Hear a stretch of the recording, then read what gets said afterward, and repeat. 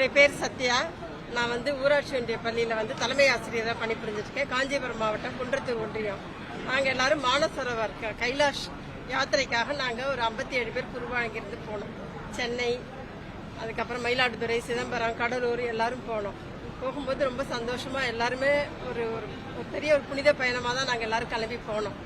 போயிட்டு முதல் நாளைக்கு காட்மண்டில் தங்கினோம். ரெண்டாவது நாள் அன்னைக்கு பார்த்தீங்கன்னா சியாபுஜி அப்படிங்கிற ஒரு இடத்துல தங்கியிருந்தோம். காலையில் 8 மணிக்கு சைனாவில் எமிக்ரேஷன். அந்த எமிக்ரேஷனுக்காக கிளம்பி நாங்கள் எல்லாரும் ஒரு 6:30 மணிக்கு கிளம்பி போகும்போது நல்லா இதுதான் போனோம். 3 பஸ்ஸில் போனோம். போகும்போது முதல் பஸ்ஸு எங்களை தாண்டி போயிடுது. செகண்ட் பஸ் நாங்கள் எங்களுடைய பஸ்ஸு 2வது பஸ்ஸு, 3வது பஸ்ஸு எங்கள் பஸ்ஸுக்கு பின்னாடி வந்துட்டு இருக்கும்போது திடீர்னு ஒரு மண் ஒரு புழுதி கிளம்பினா எப்படி இருக்குமோ அது போல தான் நாங்கள் ஃபர்ஸ்ட் ஃபீல் பண்ணினோம்.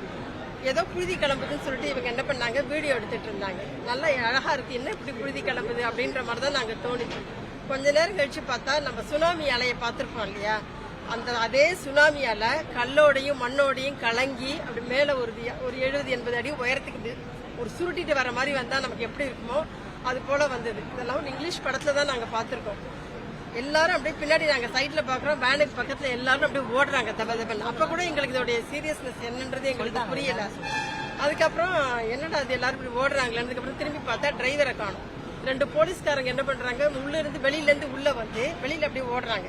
அப்புறம் தான் எல்லாரும் ஏதோ ஒரு பெரிய பிரச்சனைட்டு இவங்க அந்த சார்லாம் பின்னாடி இருக்காங்க, அவங்க எல்லாரும் உடனே இறங்கி ஓடுங்கன்றாங்க. கையில யாருக்கும் எதுவும் இல்லை, என்ன இருக்கோ அப்படியே பிடிச்சிட்டு டிரைவர் சீட் வழியா வெளியில குதிச்சோம்.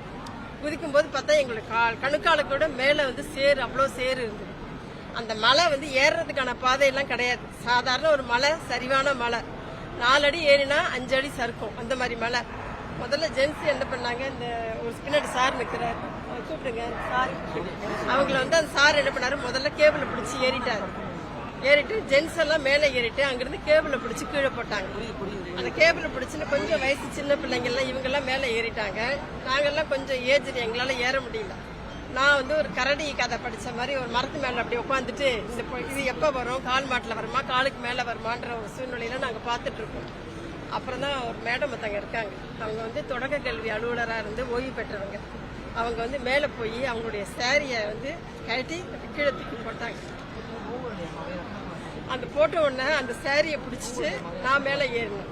அதுக்கப்புறம் 4 பேருக்கு அந்த சாரியை பிடிச்சிட்டு ஏறுறதுக்கான வலு இல்லை. அவங்க இடுப்பில் அந்த சாரியை கட்டினாங்க. கீழே மேலேருந்து அத்தனை பேர் பிடிச்சி அந்த சாரியை பிடிச்சி இழுத்து முதல் நாள் ஃபுல்லாக அது போல போச்சு. மேலே அதுக்கப்புறம் ஒரு கேம்ப் இருந்தது,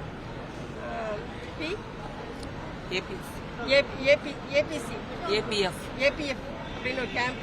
நாங்கள் நல்ல வேளையாக நாங்கள் இறங்கி நடத்தி அந்த கேம்ப் இருந்ததுனால அந்த கேம்புக்கு நாங்கள் போனோம்னா அங்கே தண்ணி எல்லாமே நல்லா ஹெல்ப் பண்ணாங்க. மறுநாளைக்கு அங்கிருந்து காலையில் கிளம்பி ஹெலிகாப்டர் கேம்புக்கு கிளம்புறதுக்காக போகிறோம். போகும்போது பார்த்தா கிட்டத்தட்ட 2.5 மணி நேரம் நடப்பயணம். இந்த 2.5 மணி நேரம் நடந்தது புல்லை பிடிச்சிட்டு ஏறினா புல் எப்படி சறுக்குது, புல்லை பிடிச்சி நம்ம கீழே விழணும். கையெல்லாம் பாருங்க, முள்ளு குத்தி இருக்கு ஃபுல்லாக 2 பக்கம் மரத்தில்.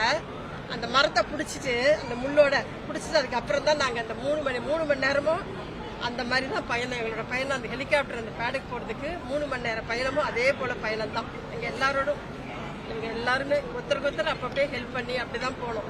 பட் அதுக்கப்புறம் பார்த்தீங்கன்னா நான் என்னோட தங்க இதில் இருக்கா, செக்ரட்டேரியட்டில் இருக்கா, அறநிலையத்துறையில் தான் இருக்கா. முதல்ல எங்களுக்கு யார்கிட்ட கான்டாக்ட் பண்ணுறதுனே தெரியல.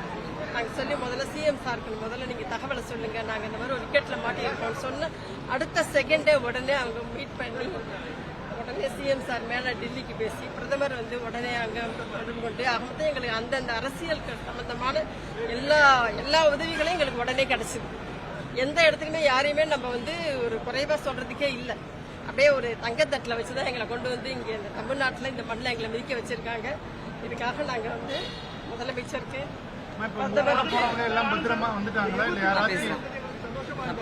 எல்லாருக்கும் என்னுடைய சார்பா நன்றி.